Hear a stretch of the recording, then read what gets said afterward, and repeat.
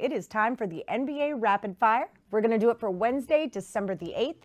And with me, as always, we have Craig Trapp to give you his expert handicapping analysis. Just a reminder, if you like what you see here, then like and subscribe to our YouTube page. And hit that bell if you want to get notified every time we post a new video. So I'm going to start us out with a team that we talk about a lot on this show, and it is the Raptors. The Raptors are 24-12. They're going to be taking on the Hornets in Charlotte. A lot of those Raptors are injured. Most noticeably, their leading scorer, Pascal, he contributes 25 points per game. He's going to be out.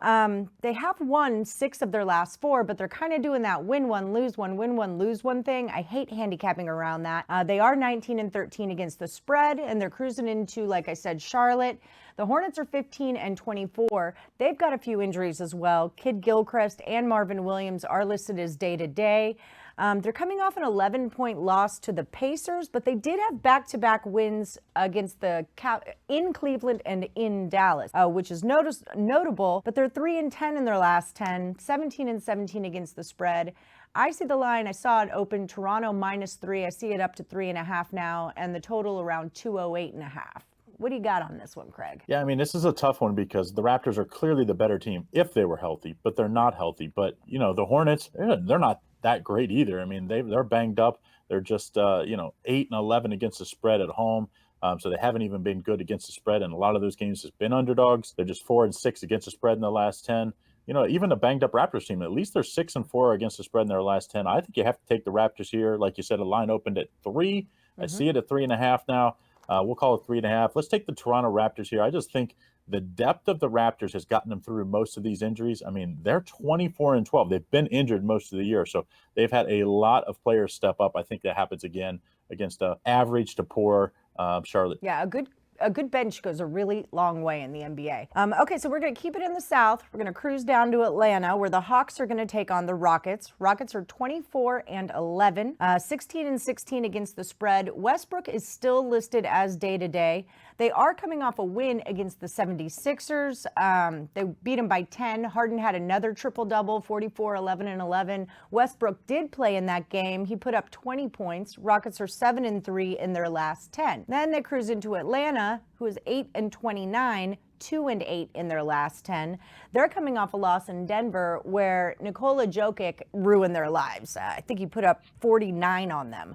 But Trae Young did his share. He put up 29. It was a closer game than that record would reflect when you see those two teams play. I'm seeing Houston at -7. I see that moving up to -8. The total opened at 233. Now I'm seeing it 235.5. Are you taking a side here or looking at a total? I mean, I think you got to take the home dog getting 8 points here. Atlanta can score, and they've been pretty good against the spread. They're 9-8 against the spread at home. Most of those games as a home underdog. They're 4-6 against the spread in the last 10. I think if you're ever going to set Westbrook out, or at least you limit his minutes, it would be against a poorer opponent like the Atlanta Hawks here. Yes, Harden will do his thing. I expect him to get 40 plus in this one because it's going to be a high scoring game. I don't know about 235.5 high scoring, but I mean, I do think the Rockets get 121, 125, but I think it's a little closer than people think. I think you take the Atlanta Hawks here as an underdog. I just think Atlanta can score, and I don't think Houston, it's not like they lock up anybody on defense. I think they'll allow their fair share of points in this. Probably why that total's moving as quickly as it is. Okay, so up next, we're going to go with the Knicks and Utah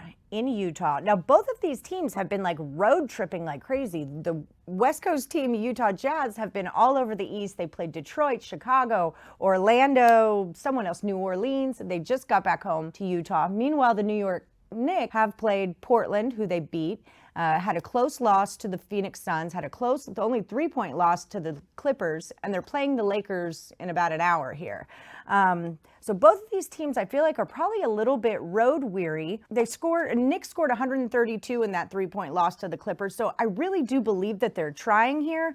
Whereas Utah, they are 9-1 in their last 10 games, but they're not really playing the hottest of competition. So I'm just not sure where they stand. They're minus 11 points at home. The total's at 218.5. Do you think that's too many points for a Knicks team that really seems like they're trying to rally? Well, I think it's the back-to-back is why you're getting so many points here against a rested Jazz team. Jazz also are a red hot 8-2 against the spread in their last 10. Knicks aren't terrible, 6-4 in their last 10 against the spread, and they're 11-8 on the year against the spread on the road. So I think you have to take the Knicks here, getting the 11, but I would wait on this one. I would wait this line. I think you might even probably get 11.5 or 12, especially if they play poorly tonight. If they play poorly tonight, there's been a long road trip. I think you could get a little extra here. Then they travel into Utah. But I think the Knicks, I like this young team. I think they've started to figure things out a little bit. And yeah, they're not winning a ton of games. I mean, they only got 10 wins on the year, but they've been pretty good for us bettors. I think because the Jazz have been so good against the spread, you're getting these extra points with the Knicks and a back-to-back. So I think sometimes you have to use that against the odds makers and the public. The whole public's going to be on the Jazz here. Let's take the New York Knicks getting all the points tonight. Good. This is the game that I'm the most excited about. I'm so excited Me about too. it. I probably won't bet on it. It's the Nuggets and the Oh. Mavericks. So yeah, I think this is just going to be the best game of the night. We've got our two big powerhouses, Nikola and Luka, are going head to head here. Both of those players lead their teams in points, assists, and rebounds. So the Mavericks were playing the Chicago Bulls on Monday. They won, but Porzingis didn't play in that game. He is expected to be back tomorrow night, and I think he could make a huge difference. When all of those Mavericks are healthy at the same time, they can be really, really scary. Not to say that the Nuggets are not scary themselves. I'm showing Dallas as a 1.5 point to 2.5 point favorite at home, and the total's at 218.5. So what side are you on? Well, this is a game I like as well. right. I like the Mavs here. The Mavs actually are -3 right now. I think the Mavs are Oh, the wow. play here because, when Luka's playing, when he's on the floor, they're just a different team. And like you said, I think Porzingis will be back tonight, it sounds like. I think they're going to have a really big game. I think this Dallas team continues to be one of the hotter teams in the league that nobody's talking about. I mean, everybody's talking about Luka, but I mean, they're not talking about the record. They're 23-13. They're only 2 games behind Denver here. They win tonight. They're 1 game behind Denver. I think that this Dallas team continues to improve. I wouldn't doubt if Dallas goes out and makes a pretty big trade at the trade deadline. Maybe not to like a big name splash, like that a lot of people saying CJ McCollum might be on the move, but I think you could see them get a few shooters. They could use a few shooters. Every team in the league now can use a few shooters, but man, if you can keep Luka where he's not getting double teamed or he can really use his ability to get to the hole and shoot over top of smaller guards, I think Dallas will do that tonight. I think Dallas wins this game and covers. Let's take the Dallas Mavs -3 here tonight. All right, that one scares me. I mean, Dallas is 5-5 in their last 10. Nuggets are 7-3, and I feel like Dallas has lost a few games they maybe shouldn't have lost. Okay, so you want to do Spurs and Celtics? Yeah, the Celtics line came out. Celtics Perfect. -6.5. So interesting line there. Yeah, especially considering Kemba Walker is out. The Celts are looking a little bit depleted right now. They're coming off a 5-point loss to the Wizard. However, they are 8-2 in their last 10 games. But in those last 10 games, they've been playing teams with losing records. So where's your strength of schedule there? The Spurs, meanwhile, 15-20 for the season, but they are coming off the game of their lives. It was a season high. They dropped 19 3-pointers on the Milwaukee Bucks of all teams.